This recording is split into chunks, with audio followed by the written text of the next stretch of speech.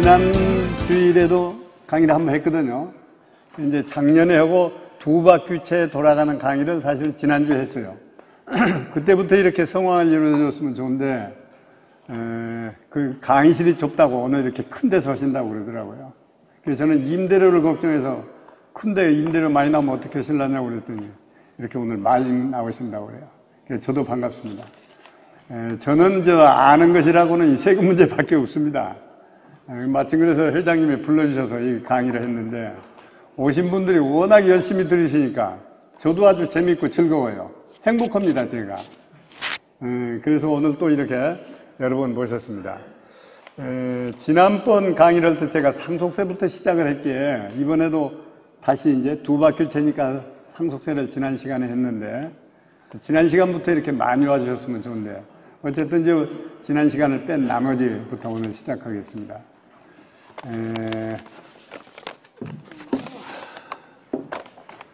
이 상속세 문제가 우리 사회에 큰 비중을 차지하게 됐어요. 제일 처음에 강의할 때도 그런 얘기를 했는데 여러분 많이 오셨길래 다시 한번 얘기합니다.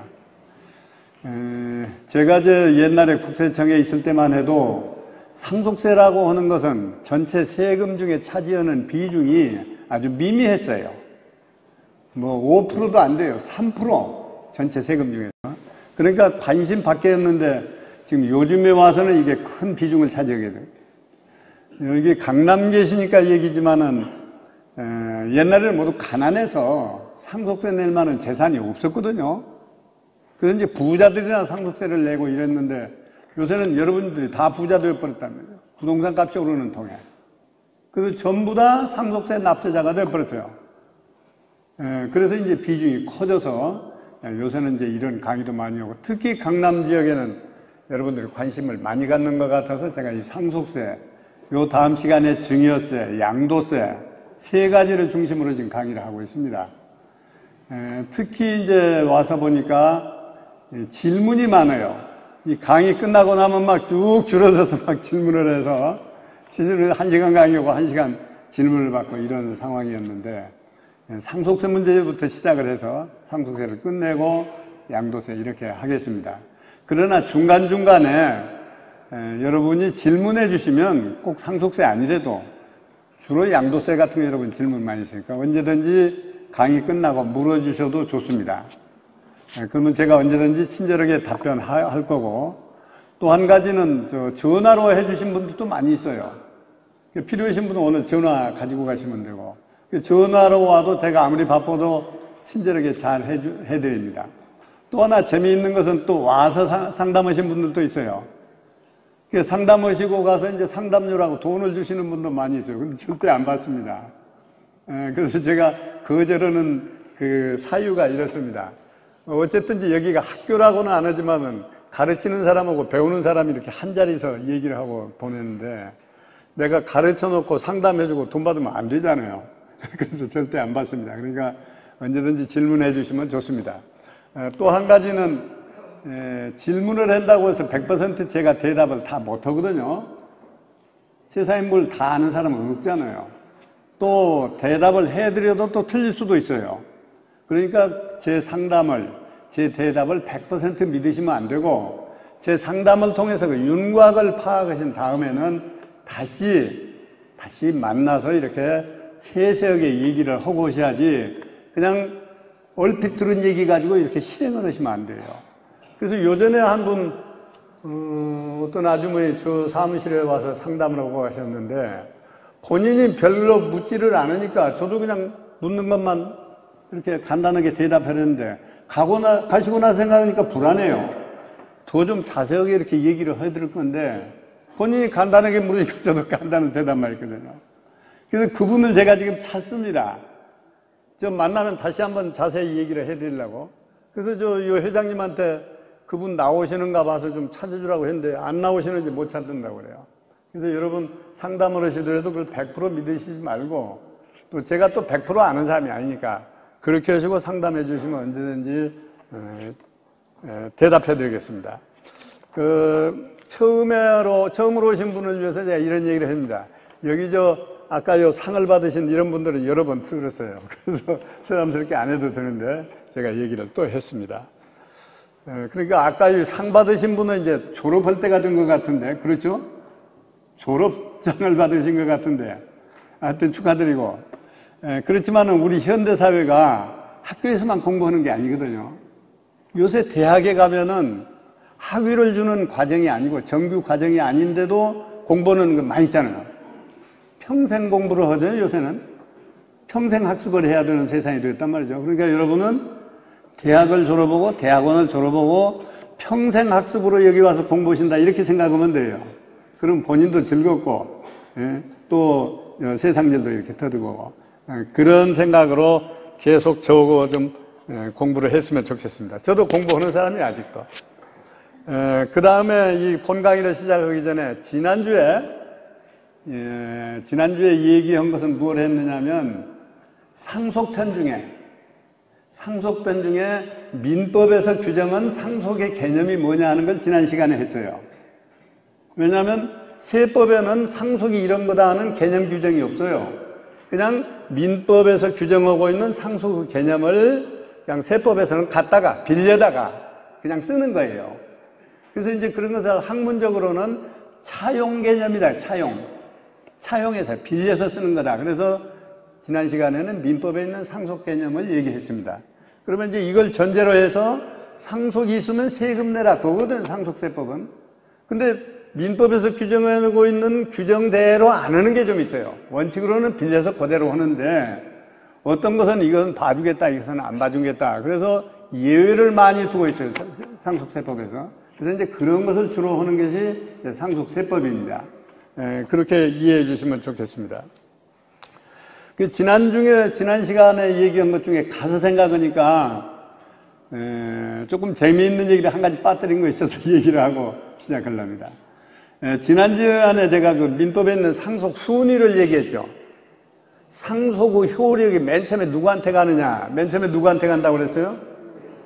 유언을 해서, 유언으로 상속을 받는 사람이 첫 번째 순위라고 그랬죠. 유언대로 집행해요, 유언대로. 그래서 제가 지난 시간에 여러 가지 얘기를 했습니다. 그러면 이제 지난 시간을 되풀이해서 얘기한다면 아버지가 효자인 막내한테만 다 주어버려. 유언을 하기를 가장 막내가 효자니까 막내 다 주어라 이렇게 해버렸으면 그러면 그 외에 불효한 자식들은 하나도 못 받잖아요. 그렇게 할 수 있어요. 있는데 다만 유류분 청구라고 하는 게 있죠. 유류니까 그 유류는 유산이라고는 남아있다는 얘기고 이제 머물러 있다. 유류분 청구라고 하는 거 전에도 얘기했습니다만은 그러면 불효했기 때문에 한 푼도 못 받은 아들, 딸들은 어떻게 하느냐. 그렇다고 해서 한 푼도 안 줄 수가 있습니까? 좀 주시오. 이렇게 할 수가 있다는 거죠. 근데 그것은 부모는 돌아가셔버렸으니까 어디 얘기할 데가 없죠. 어디다 해야 돼요? 법원에 가서 아무리 내가 불효했지만 한 푼도 안 줄 수가 있습니까? 좀 주시오. 이게 유류분 청구거든요. 이 얘기를 전에 했는데 강의 끝나고 나니까 또 누가 전화로 질문이 왔어요. 그래서 지금 다시 하는 거예요. 그러면 이제 질문하신 분은 뭘 질문했느냐 하면 그러면 막 아버지 돌아가시고 부모 돌아가시고 얼마 기간 내에 이 청구를 해야 됩니까? 그걸 물어요. 1년 내에 해야 돼요. 1년 넘으면 법원에서 안 받아줘요. 또 한 가지 질문이 있어요. 그러면 아버지가 돌아가시기 전에 이미 유언으로 준 게 아니고 이미 다 생전에 다 증여를 해버렸어요. 그 상속재산이 없어요. 흔히 그럴 수도 있잖아요. 요새 자식들 싸우고 온다고 그러니까 미리 주고 싶은 사람 다 줘버렸단 말이에요. 그 상속재산이 없어요. 세금 매길 것도 없고. 그런 경우에 어떻게 하느냐. 유류분 청구를 할 수 있어요, 없어요? 미리 다 줘버렸어. 유류분은 유언으로 남은 걸 이렇게 나눠 가져라. 유언으로 한 거고 미리 다 줘버려서 상속재산이 아무것도 없단 말이에요. 그럴 때도 유류분 청구를 할 수 있느냐? 있는 경우가 있어요. 원칙으로는 없어요. 있는 경우가 있어요. 뭐냐면 아버지가 미리 이렇게 자식들한테 나눠줬는데 증여를 했는데 증여하고 1년 되기 전에 아버지가 돌아가셨다. 그것만 할 수 있어요. 그러니까 아버지가 벌써 1년 전에 다 주어버렸다. 그건 유류분 청구도 못해요. 그것만 지난번에 내가 강의도 안 했고 마침 질문을 하시길래 얘기를 합니다. 그 다음에 또 한 가지 아까 재미있는 얘기를 지난 시간에 빠뜨렸다고 그랬는데 이것은 조금 여담입니다만은, 여러분 아마 연세 드신 분들은 기억하실 거예요. 한 20여 년 전인가, 이 대한항공이 괌에 가다 그때 떨어졌잖아요. 그래가지고 다 죽었잖아요. 괌에, 섬에서. 다 죽었는데, 나중에 보니까 재밌는 사건이 하나 생겼어요. 그 죽은 사람 중에 재산을 1,000억을 남겨놓고 죽은 사람이 있어요. 요전에 내가 비슷한 사건 한번 얘기했죠. 인천 사람이라고. 이 사람도 인천 사람이에요. 인천에 돈이 많아요. 그런데 여름 휴가 때 그때가. 그러니까 가족들을 다 데리고 괌으로 휴가 가는데 비행기가 떨어져서 식구들 다 죽어버렸단 말이에요. 그 1,000억 재산 누가 가져야 돼요? 뭐 부인, 아들, 딸 다 같이 죽어버려서 가족이 같이 가요. 누가 가져가요? 손자. 그런데 공교롭게 그 집은 손자가 없었어요, 아직. 근데 요전에 내가 상속순위를 얘기할 때 이런 얘기를 했습니다. 상속순위를 할 때 제1순위로 누가 받아간다고 그랬어요? 배우자하고 직계 비속, 아들, 딸로 같이 받는다고 그랬죠? 두 번째 순위자가 누굽니까?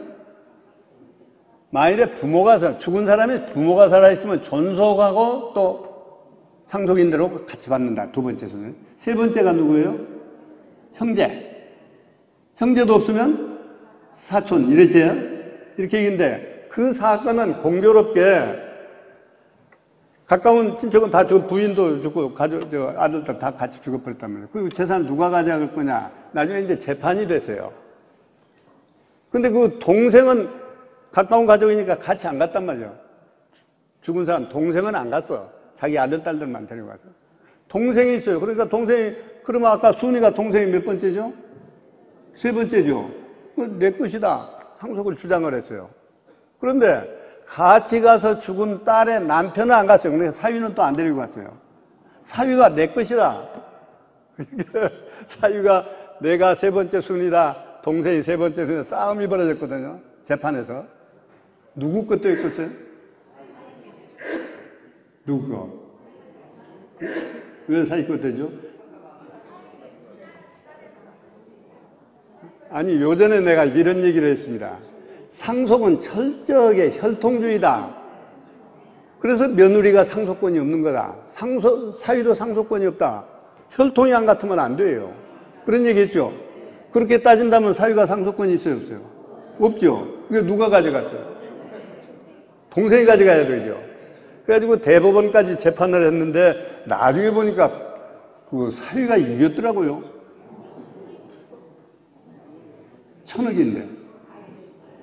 근데 이제 그 판결 이유가, 나도 그걸 몹시 궁금했어요. 판결 이유가 뭐라고 했느냐면, 그러면 딸이 가서 아버지하고 동시에 죽었잖아요.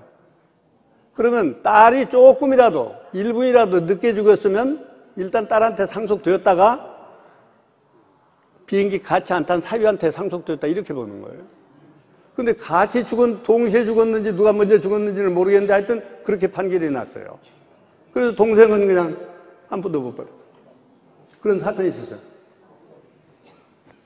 그러니까 이제 그때 이제 문제가 된 게 그러면 누가 먼저 죽었느냐 하는 건데 어쨌든지 딸이 일단 상속을 받고 거기서 죽었지만은 그 딸이 일단 받은 것이 바로 딸의 남편한테 상속이 된 거죠. 배우자한테.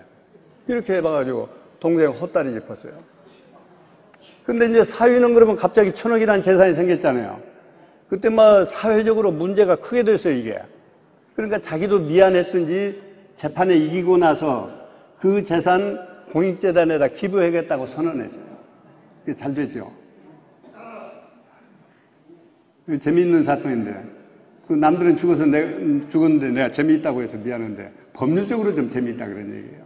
이런 사건이 있었습니다. 여러분 재미있으라고 이런 얘기하고 시작합니다. 어제 다음으로 이제 시작하겠습니다. 이 페이지 수가 안 적혔는데 석장 세 번째 장에 보면 맨 위에 과세 가액이라고 하는 게 나와 있습니다. 제목이. 이 과세 가액이란 얘기는 뭐냐면 이제 현대 세법은 뭐든지 뭐든지 물건으로 내는 게 아니라 현금으로 세금을 내죠. 현물 납세를 하는 게 아니라 전부 현금 납세죠. 그러려면 내가 재산을 받은 것은 현물을 받았죠. 물론 현금도 받을 수 있지만 현물을 받았죠. 근데 세금은 현금으로 내라 그러니까 그러면 현물로 직접 낼 수는 없고 현물 가액이 얼마짜리냐 하는 것이 나타나야만 그 중에 얼마 세금을 낼 거 아니에요? 그래서 이제 과세 가액을 계산하려면 필요한 게 뭐냐면 이 재산을, 상속받은 재산을 평가를 해야 돼요. 평가를 해서 이게 아까 얘기한 1,000억짜리다. 그러면 이 중에 얼마 내라. 이렇게 되는 거 아니에요? 그것이 이제 과세 가액이라고 하는 겁니다. 과세 가액. 그러니까 내가 받은 상속 재산이 금전 가치로 따져서 얼마냐. 이게 과세 가액이에요. 물론 현물 납부도 일부 예외적으로 있는 수가 있습니다. 내가 상속을 받았는데 현금이 없어요. 세금을 내려는데. 그러면 상속받은 재산으로 떼어가라 차라리. 예외적으로 있는 현물 납부 제도가 있긴 있지만은 원칙적으로 현금 납부 제도이기 때문에 금전으로 다 환산을 해야 돼요. 이게 이제 과세 가액이다. 근데 우리 이 세법은 아까 얘기했다시피 여러 가지 예외를 많이 두고 있다고 그랬어요. 민법에서 볼 때는 분명히 상속재산인데 이건 아니다 빼주겠다 그러고 어떤 것은 상속재산이 아닌데 이것은 상속재산을 보라는 게 있고 예외가 많이 있는 게 이 세법이란 말이죠. 그래서 이제 밑에 두 번째 보세요. 과세가액, 산입 이런 말이 있습니다. 과세가액, 산입. 산입이니까 다른 말로 하면 상속세 과세가액을 가산해라, 더해라. 그러니까 민법에서 말하는 상속재산 말고 이런 것은 더해라. 첫 번째가 뭡니까? 처분재산 또는 채무부담액을 상속재산에다 넣어라. 그게 무슨 얘기냐면 돌아가신 분이 다 팔아자시고 갔는데 건물 하나 팔아서 자기가 다 쓰고 갔는데 이것도 상속재산에다 집어넣으라 이런 얘기예요. 또 어떤 집은 보니까 재산은 없는데 아버지가 빚을 많이 주고 갔어요. 빚을 많이 주고 갔어요. 그 빚도 상속재산에다 넣어라. 그러면 좀 불합리하잖아요. 그러니까 무조건 넣는 게 아니고 처분은 재산이 어디로 갔는지를 밝혀라. 그러면 봐주지만은 아버지가 10억짜리 팔고 갔는데 10억이 돈이 어디 갔는지 모르겠다 하면 그건 과세하겠다 이런 얘기예요. 그러니까 지금부터 여러분 기록을 잘 하셔야 돼요. 그런데 아버지가 팔아자시고 가버려서 아들은 모른단 말이에요. 어디 썼는지. 그러죠? 어디 썼는지 몰라요. 그래도 세금은 매기라고 되어 있어요. 또 하나 빚도 마찬가지예요. 아버지가 빚을 얻었는데 그 빚을 받아다가 어디다 썼는지 몰라요. 자식은. 근데 그것도 빚 갖다가 어디다 썼느냐를 밝히지 않으면 이것도 세금 매긴다.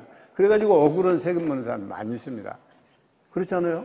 아버지가 빚을 몽땅 얻어 쓰고 갔는데.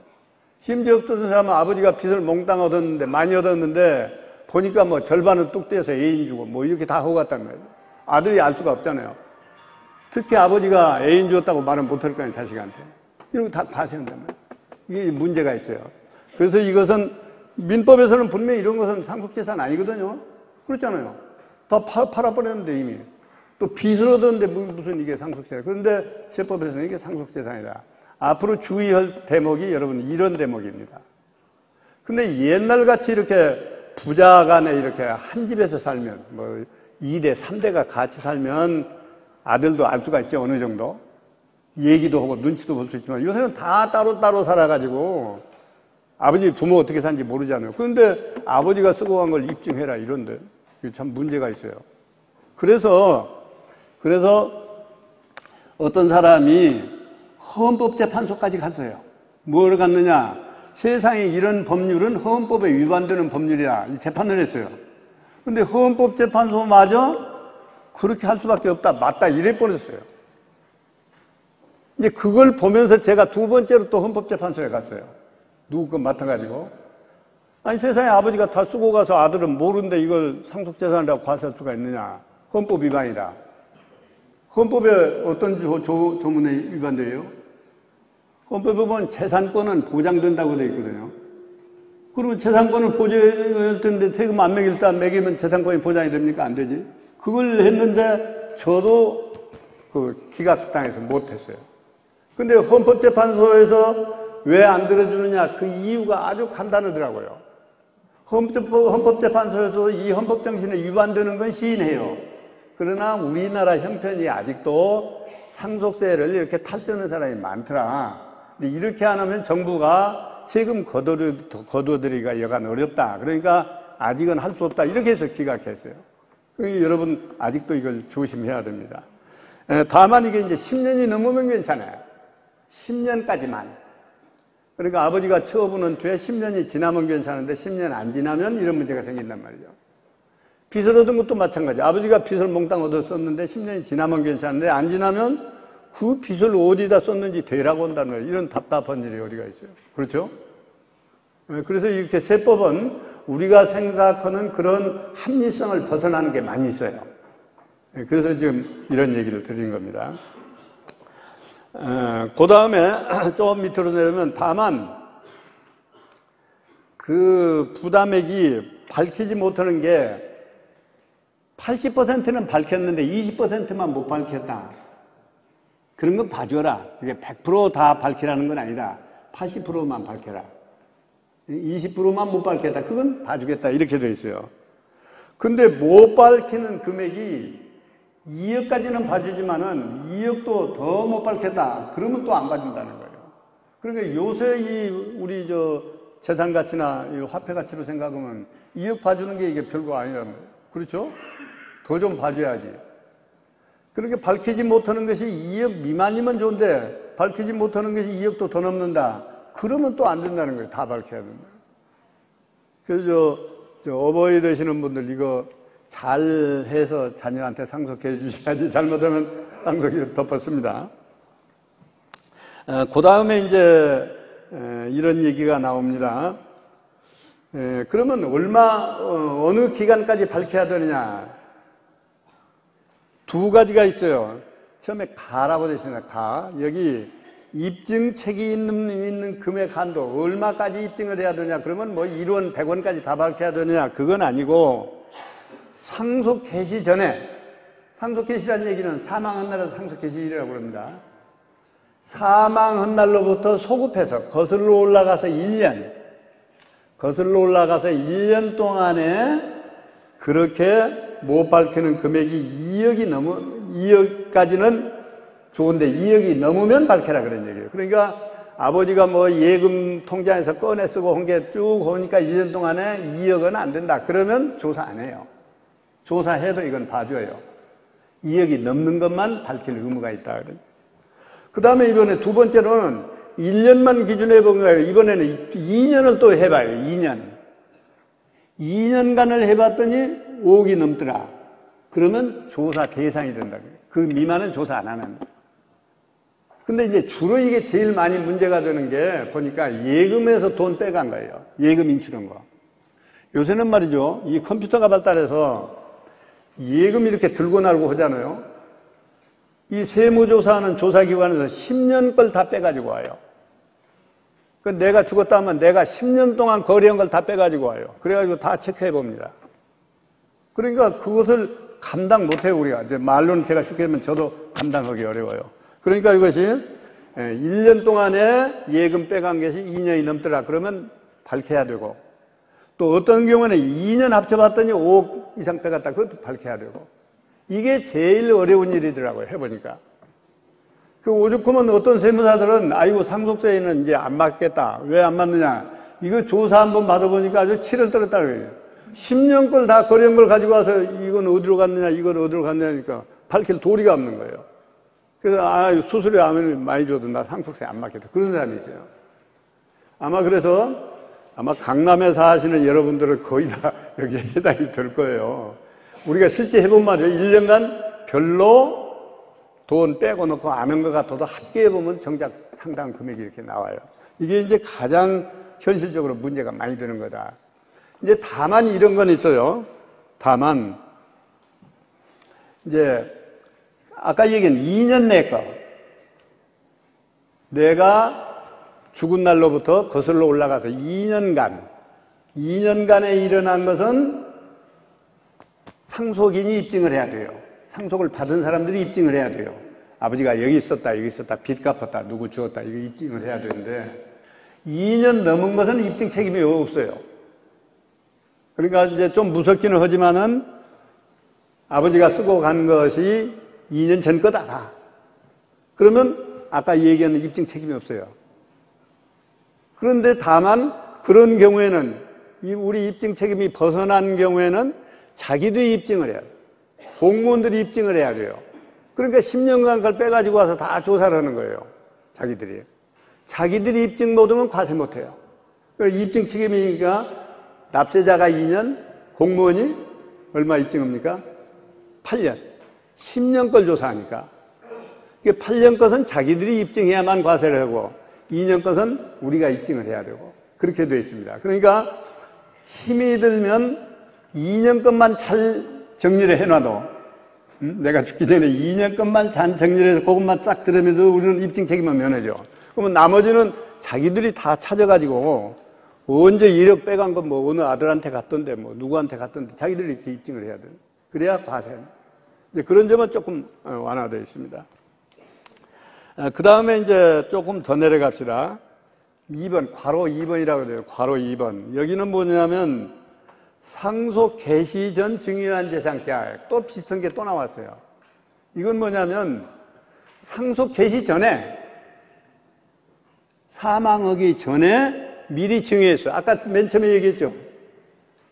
아버지가 다 미리 자식들한테 증여해버리고 상속재산 없다 그러면 어떡할 거냐.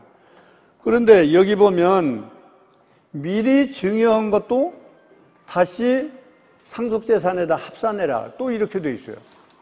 정식으로 증여세 내고 증여한 것까지도. 그러니까 어떤 분은 되게 그런 얘기를 많이 해요. 아, 내가 증여세 정식으로 내고 증여했는데 그래도 상속재산에다 합산을 하는 거예요. 그래도 10년이 안 넘으면. 그러니까 이게 참 복잡한 법률이에요.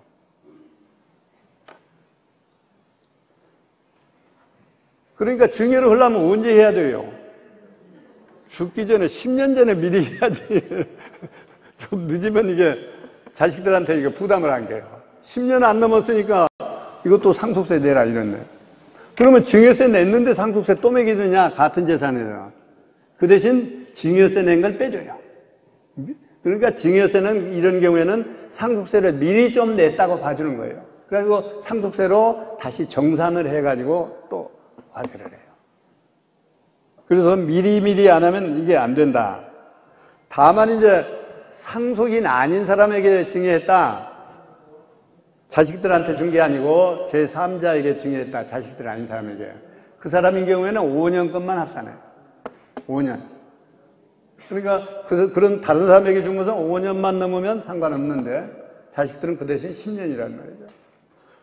그런데 제가 이런 일을 하면서 상속인 아닌 자기 자식 손자가 아닌 사람에게 증여한 건 극히 보기가 드물어요. 특히 한국 사회에서. 제가 한 번도 못 봤어요. 지금 뭐 기부하고 어떻게 신문에 늘 나는 게 대부분 법인들이 하잖아요. 왜냐하면 법인은 기부하면 또 법인세에서 빼주니까. 그렇죠? 근데 개인이 순수하게 이렇게 증여한 것을 거의 보기를 못 봤어요.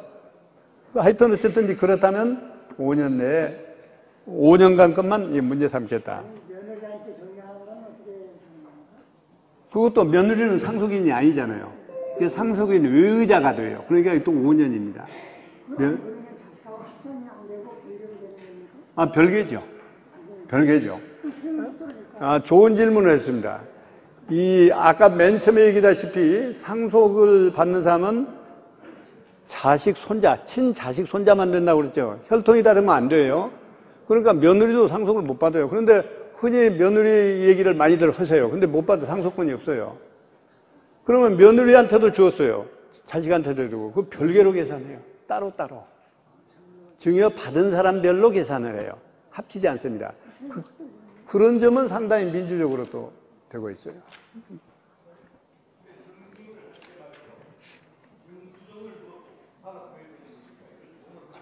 뭐를 할 때?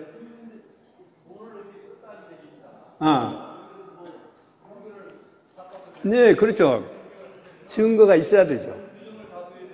그렇죠. 근데 꼭 영수증이 아니래도 다르게라도 증거만 되면 돼요. 이 건물 내가 샀지 않느냐 그 돈 빼다가 그 증거만 되면 돼요. 네. 한 장 넘어가면 맨 위에 증여세 그 정산 방금 한 얘기입니다. 그 대신 증여세는 빼주겠다. 증여세 먼저 낸 건 빼주겠다. 합산해라. 그 다음에 또 이번에는 그러니까 전부 정부 좋을 대로 이건 본래 상속재산은 아니지만 이것도 상속세 내라 이것도 상속세 내라 그런 거 아니었어요? 그런가 하면 이번에는 반대로 빼주는 것도 있다. 이게 과세가액 공제라고 그래요. 과세가액에서 빼준다. 공제. 공제라고도 하고 또는 불산입, 산입하지 않는다. 이런 것들이 있어요. 첫 번째가 뭡니까?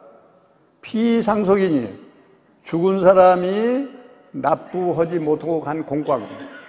세금 못 내고 죽었어요. 이런 건 상속재산에서 빼준다. 남은 재산에서. 그 당연한 거겠죠? 그 다음에 장례비. 장례비도 빼줘요. 그러니까 장례도 사실은 이러고 보면 자식이 장례 지는 게 아니라고 돌아가신 분이 자기 장례까지 지내고 가는 거예요. 장례비요. 세금 낼 때도 빼주니까. 그렇죠?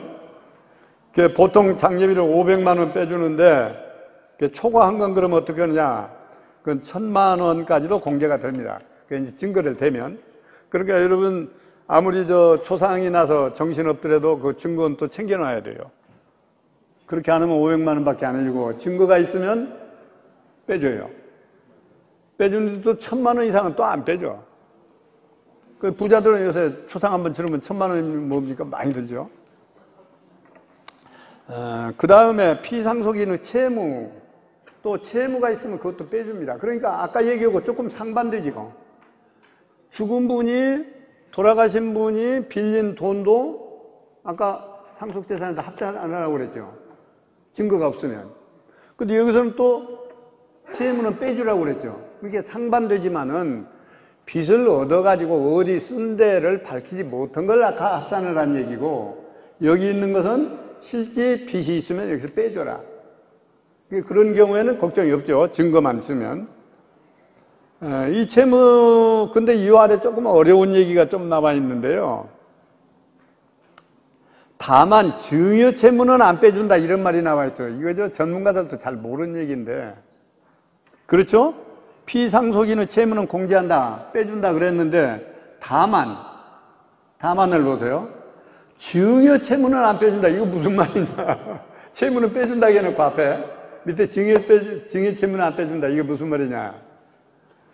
저도 처음에 공부할 때 이걸 한참 더듬었는데, 증여라고는 개념이요. 그냥 우리는 그냥 공짜로 주는 것이 증여다 이렇게 그건 맞는 얘기죠. 근데 법률상으로는 증여를 계약으로 봅니다. 계약. 그냥 줬는데 무슨 계약이냐? 그냥 줘도 이걸 계약으로 이해해요. 그렇기 때문에 가령 부자가이지만은 계약을 했습니다. 이거 증여를 하면서 계약을 했어요. 그러니까 받는 사람이 오케이 받겠습니다 하고 계약을 해야 이게 증여가 성립돼요. 그래서 여러분 등기할 때, 증여 등기할 때 보면 그냥 아버지가 주겠다는데 계약서 써오라고 그러죠. 왜냐하면 법률상 계약이기 때문에 계약서가 있어야 등기가 가능해요. 그래서 주겠다 받겠다는 계약이 있어야 돼요. 그런데 계약은 체결했어요. 증여하기로 계약을 체결했어요. 부자간에. 근데 아직 안 주었어요. 그러면 아버지는 아들에게 증여해야 될 의무가 생겼죠. 이게 증여채무예요. 증여채무. 그러니까 실제 채무를 빼준다는 얘기지 부자간에 주기로 계약했다고 해서 그런 증여채무까지 빼준다는 건 아니다. 그런 뜻이에요.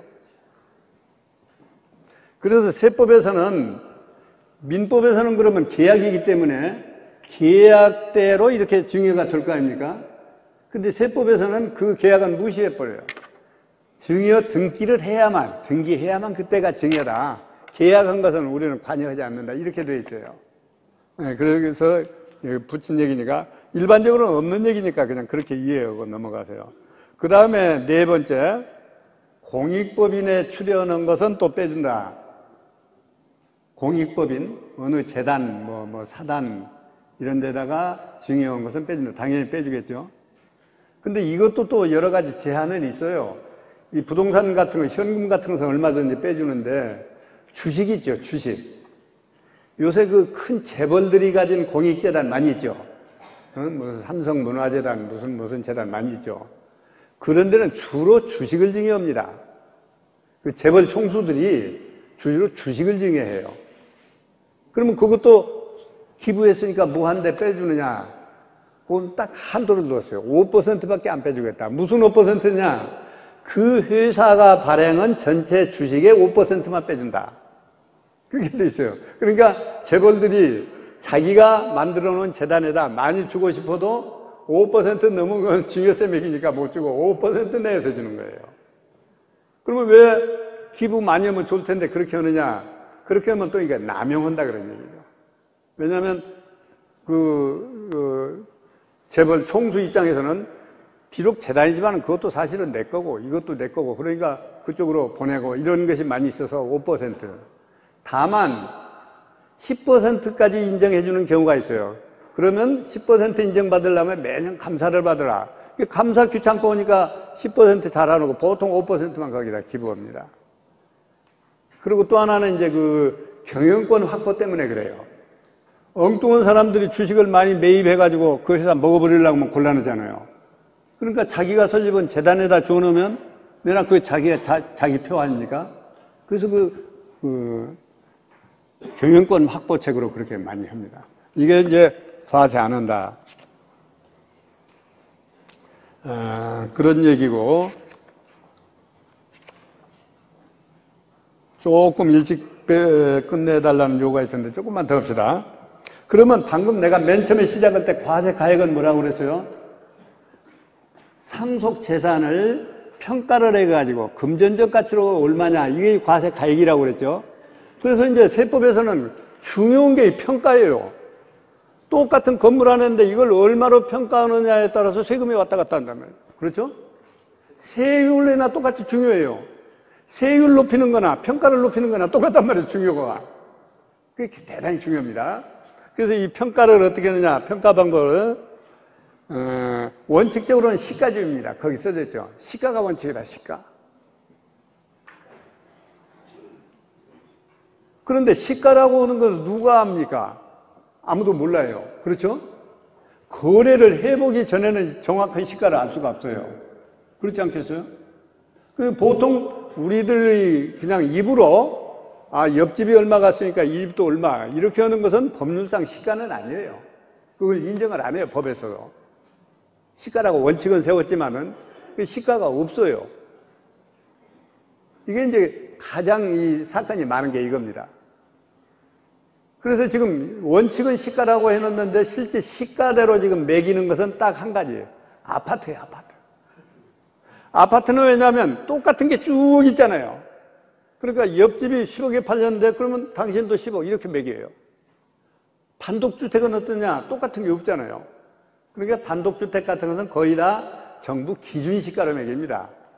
여러분이 아는 공시지가 같은 걸로 매겨요. 근데 아파트는 똑같으니까 그래서 아파트 매매한 그 정보가 국토교통부에 다 들어있어요. 여러분 인터넷 치면 다 들어있어요. 공무원들도 그걸 내다봐요. 그래가지고 똑같은 거 50평짜리 옆집이 얼마 거래한 게 나타나면 그 가격으로 이게 시가다 이렇게 매긴단 말이죠. 그 나머지는 시가가 없어요. 그러니까 여러분 땅 가지신 분들이 가끔 물어요. 옆에도 땅이 얼마에 팔렸는데 우리 그걸로 과세하지 않을까요? 먹여요. 근데 땅이라는 게 똑같은 거 없잖아요. 아무리 옆에 있어도. 그런 건 다 기준시가로 매겨도 상관없어요.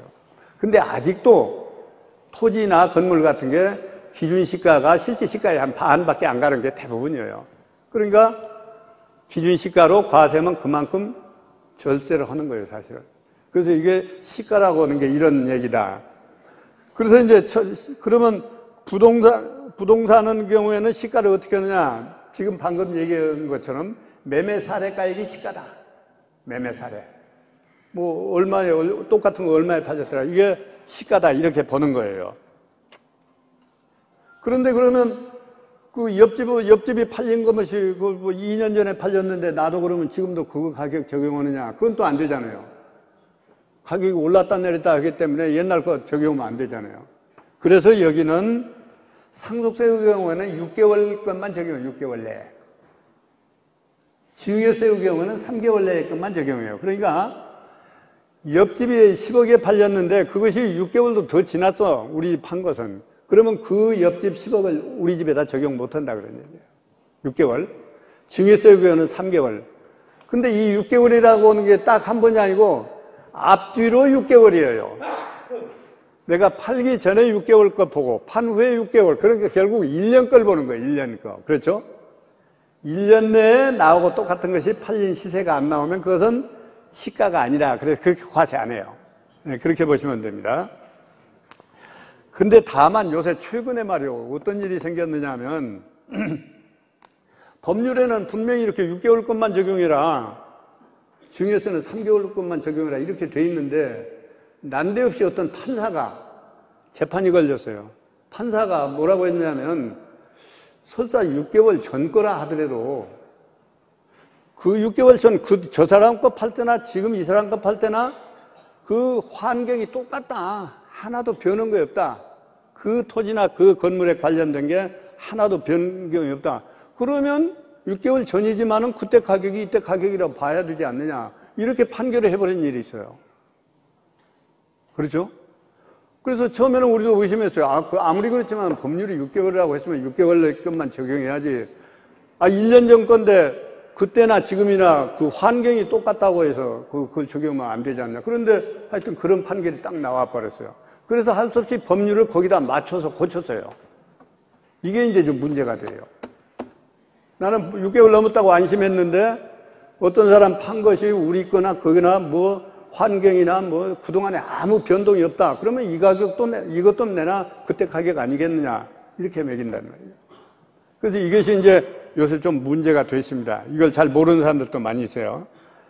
그래서 이제 어떤 분이 저한테 그 자문을 받는 분이 굉장히 부자예요. 땅이 뭐 엄청나요. 자기 근세조선 시대부터 넘어온 땅이 엄청나게 많이 있어요. 그분이 맨날 증여하고 양도하고 하는데 재미있는 얘기가 있어요. 자기는 그냥 그 땅을 갖고 그냥 증여를 하면 기준시가로 증여하면 시세보다도 뭐 몇 분의 1밖에 안 되더라고요. 그렇게 증여하려고 하는데 그러면 아무 문제가 없는데 그 소방서 뭐 구청 이런 데서 그 땅을 조금만 팔아라 하고 막 졸라댄대요. 거기다 우리 뭘 좀 짓고 싶다. 수십만 평이니까 조금 떼어줘도 되는데 떼어주는 건 문제가 아닌데 만일에 거기서 보상금을 얼마 준단 말이죠. 그러면 나머지 거 다 그 금액으로 과세해버리면 당연히 큰일 난단 말이죠. 이거 어떻게 하면 좋으냐 물어요. 그렇잖아요. 나머지 거 큰일 나거든요. 그 어려운. 그래서 이제 안 판다. 우리는 안 판다. 세금 때문에 안 팔겠다. 그러니까 뭐라고 하냐면 그러면 우리 수용해버리겠다. 이렇게 나와요. 수용을 하면 어떻게 되냐면 수용하고자 하는 가격을 법원 공탁국에다 공탁해버리면 그 수용이 돼버린단 말이죠. 그러면 나머지 땅 수십만 평을 그 가격으로 과세해버리면 큰일 나죠. 세금 다 나가죠. 그래서 오직 하면 이제 세 번째 아니, 그러면 내가 안 팔 테니까 그냥 일정 기간 써라. 돈 안 받을 테니까 그 집 짓고 써라. 이렇게까지 지금 흥정이 나왔어요. 그게 상당히 문제입니다. 그래서 이제 조금 더 알아보니까 이분은 이미 증여를 했어요. 증여를 했는데 증여하고 나서 이런 문제가 생기면 증여한 것도 다 그런 식으로 과세하겠다면 큰일 나잖아요. 그래서 나중에 자세히 제가 검토를 해보니까 증여가 먼저 일어난 것까지는 그렇게 하지 말고 요 후에 증여가 생긴다면 그 가격을 적용하라 그랬어요. 그러니까 미리 증여해버린 사람까지 소급해서 그 가격을 적용하면 안 되고 이 이후로는 이 가격을 매길 수 있다 이렇게 돼 있어요. 그래서 마침 살아났어요. 엄청난 세금을 물 뻔했는데 세금만 해도 수십억이 나와요. 그래서 이 점 주의해서 그 다음에 나벌이라고 되어 있습니다. 곧 끝내겠습니다. 감정가액. 이 감정해 놓은 것도 그러니까 6개월이나 3개월 내의 것만 채택해요. 감정해 놓은 것이 벌 1년 넘었다 그러면 상속세 매길 때 이 감정가액 적용 못해요. 감정가액. 그런데 이제 감정가액은 둘 이상 감정사한테 두 군데 이상 맡겨서 평균해라. 그 수수료가 꽤 들더라고요. 그래서 그러면 조그마한 거 하나 증여하려는데 그러면 두 군데나 감정 비용이 더 큰데, 그래서 이번에 세법 개정을 했더라고요. 규모가 아주 작은 것은 한 군데만 하도 되도록. 근데 규모는 아직 안 정했어요. 그래서 조금 부담을 덜어줬습니다. 그 다음에 세 번째는 채무액. 빚이 오히려 더 많다. 그 부동산은 10억짜리인데 빚이 12억이 물려있더라. 그런 경우에는 그 부동산 가격을 12억으로 본다 그런 얘기예요. 그래야 더 맞을 거 아닙니까? 12억 가치가 있으니까 12억 빌려줬을 거 아닙니까? 그래서 그렇게 한다. 그 다음에 네 번째, 임대료 환산가액이라는 게 나왔어요. 이것은 여러분들 임대하시는 분 많으니까 이거 주의해야 돼요. 아까 얘기한 뭐 감정가격이나 매매 사례만 가지고 따지는 게 아니고, 내가 지금 받은 보증금이 얼마고 월세를 얼마 받는다. 그러면 그 가격을 가지고 환산해서 평가하는 방법이 있어요. 그건 좀 어려우니까 내가 얘기를 안 하는데, 그렇게 했더니 이게 기준시가보다도 높고 다른 뭐 매매 사례보다도 높다. 그럴 때는 이걸 적용해요. 그러니까 임대재산은 반드시 이 방법을 한번 써야 돼요. 임대료 가지고 얼마라는 걸 평가하는 방법이 있단 말이죠. 이게 더 많이 나오면 이거 안 된단 말이에요. 그래서 반드시 잊어버리지 말고 이 방법을 한번 해봐야 된다. 그 다음에 네 번째로는 장부가격. 또 여러분들한테 문제가 된 게 그거더라고요. 임대를 하면서 임대소득세를 내잖아요. 그 임대소득은 또 다 뭐 세무사한테 맡겨서 장부를 해가지고 얼마다 이렇게 신고하는 경우 많이 있죠. 조금 큰 것은. 근데 장부해 보니까 얼마 잡혀 있더라. 그 가격으로 하라는 거예요. 그래도 이것도 많은 문제가 지금, 양도소득세에도 이게 문제가 많이 되어 있습니다, 지금. 그 다음에 마지막으로 뭐로 하라고 했어요? 기준시가로. 여러분이 아는 공시지가로. 그러니까 이 5가지 방법을 다 해가지고 이 중에 제일 많은 걸로 하라는 얘기예요, 결국. 5가지 방법으로 평가를 다 해봐가지고 이 중에 제일 많은 것을 채택해서 과세하라는 거예요. 그게 완전히 놀부 계산이에요. 전부 정부에서 세금 많이 들은 쪽으로만 이렇게 해석을 해놨으니까. 그래서 이 평가라고 하는 것이 매우 중요하다. 세율 못지않다. 그 다음에 이제 주식도 평가를 하는데 이것도 역시 2달 거 평균을 해서 해라. 그 다음에 이제 마지막으로 한 장 더 넘어갑시다. 그 5째 줄에 지배주주라는 얘기가 나와요. 주식 가지신 분들을. 여기는 주로 저 부동산 가지신 걸로 아는데, 지배주주라고 하는 건 뭐냐면 그 회사가 발행한 주식 중에 제일 많이 가지고 있는 사람. 그렇죠? 대주주. 제일 많이 가지고 있는 이 사람이 지배주주군요. 이 지배주주가 가지고 있는 주식은 20%를 평가에다 더 올려버려요. 가령 다른 사람은 이 주식을 오늘 한 주에 10,000원씩 샀는데, 10,000원씩 거래했는데, 지배주주가 하면 이것을 20% 더해서 평가를 더 높여버려요. 이것도 사실은 헌법 위반이에요. 상법 같은 데 보면은 한 주의 가격은 다 똑같다 그랬거든요. 그렇죠? 한 주의 가격은 다 똑같다. 평균은 다. 근데 그것을 지배주주가 소유에 있다고 해서 그 가치가 더 높은 게 아닌데, 하여튼 세법은 이런 규제가 많다는 거죠. 지배주주는 더 해라. 심지어 지배주주가 50% 이상 가지고 있다. 그런 데는 30%를 더 해라. 그러니까 가령 그 주식이 한 주에 10,000원짜리면 지배주주 것은 또 13,000원이에요. 30%를 더 하니까. 그래서 요전에 국회에서 토론을 하는데 말이죠. 세금 문제로 토론을 하는데 어떤 사람이 나와서 이러더라고요. 아, 지배주주는 그러면 65%나 세금을 낸다 그래요. 그 주식을 많이 가지고 있는 과점주주는 세금이 65%다 그러더라고. 우리가 한 것은 얼마요? 제일 높은 세율이? 상속세나 증여세 제일 높은 세율이? 50%죠. 50%가 제일 높은데 이 국회의원은 65%를 세금을 낸다고 자꾸 주장을 해요. 나중에 보니까 왜 그러냐면 평가에서 벌써 30% 더 올려버리죠. 그렇죠? 그러니까 세율이 50%니까 결국 세율을 15% 올리는 거고 똑같죠. 그러니까 본래 50% 세율에다가 평가에서 더 높여버린 15 합치니까 65% 세금으로 나가는 거예요. 대단하죠. 그러니까 세금 때문에 못 산다고 하는 거죠. 그래서 여기 뭐 그런 과점 주제는 안 계실 것 같은데 하여튼 이런 게 있습니다. 그 다음에 이제 큰 네 번째 과세 표준이 있는데 제가 본래는 2시간에 이 강의를 끝내는데 제가 여담을 많이 하고 해서 못 끝냈습니다. 요 다음에 증여세 시간에 요거 좀 남은 부분 끝내고 증여세 강의를 같이 하겠습니다. 열심히 들어주셔서 감사합니다. 다음에도 이렇게 많이 오세요.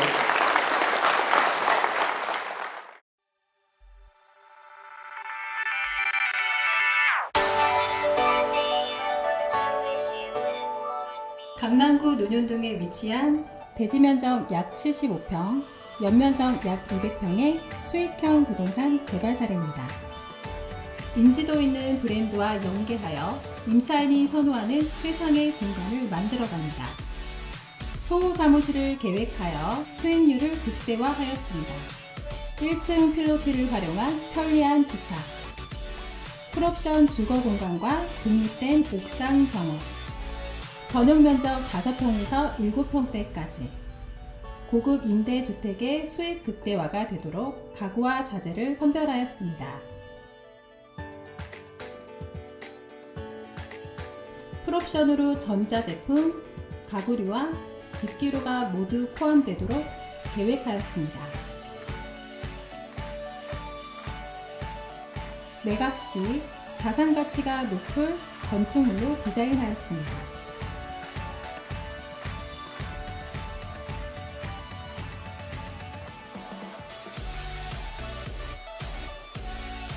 보유 부동산과 투자 부동산의 탁월한 시장 분석과 주거 공간의 경험으로 최고의 품질과 최상의 수익을 함께 창출해 나가겠습니다.